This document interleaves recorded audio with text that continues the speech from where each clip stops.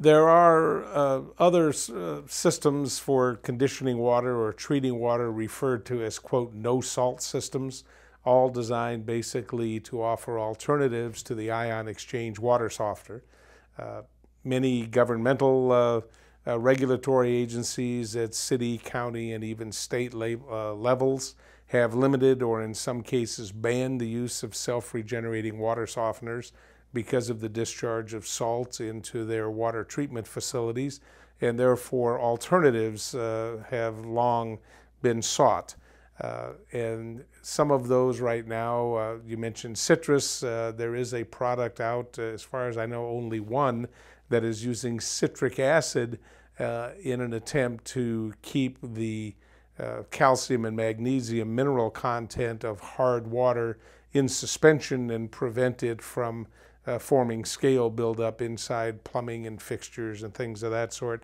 There are also magnetic systems which claim that by running water containing dissolved minerals through a magnetic field, either with an external pipe wrap or an internal magnetic collar, by running it through a magnetic field, they can reverse the polarity of all of the dissolved solids in the water, including the minerals, and thereby keep them from clinging to the inside of pipes and fixtures, etc.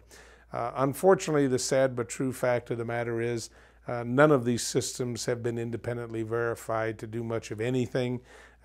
The citric acid system has no independent testing to confirm its ability to keep dissolved calcium and magnesium in suspension, although citric acid is an effective way of removing calcium and magnesium buildup on the inside of plumbing and fixtures. There's no evidence that it will do anything to prevent its formation if the water is treated with it. The magnetic systems, unfortunately, are victim to the law of physics, which say that there are three things that affect magnetic influence on liquids, which those three things are time, distance, and temperature, meaning the longer duration of time between the water's passage through a magnetic field and its use, the longer that time lapse, the less influence the magnet has on the water and anything dissolved in it.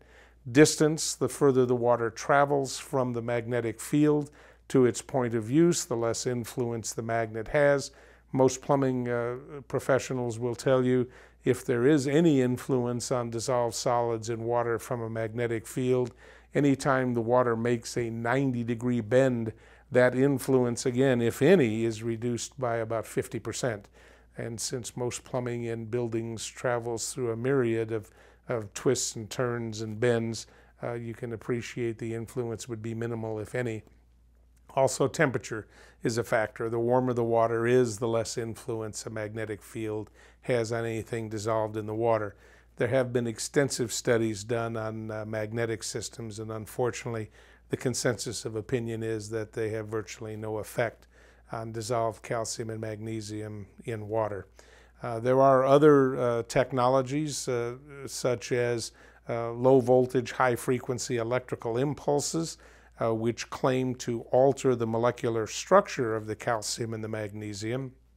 And those, on the other hand, have been independently tested, and it has been confirmed that they do have the ability to molecularly change the structure of the calcium and magnesium to a form that does not form scale buildup on the inside of plumbing or fixtures.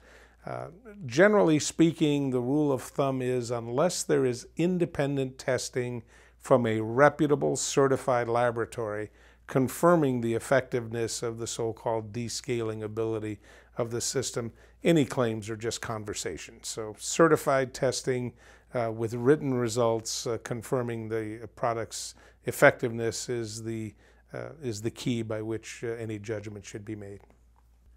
Multi-stage filtration, combining a series of different media through which the water is filtered, also claim to reduce or remove dissolved minerals in water. Unfortunately, again, independent testing hasn't confirmed its effectiveness in doing so. A spin-off of that technology is referred to as nanofiltration, which is a form of multi-stage using smaller and smaller openings of filtration, very similar to that of the reverse osmosis, only not quite to that extent. That's in research and development as we speak and does have a promising outlook for some time in the future. However, no such technology is currently available on an effective basis.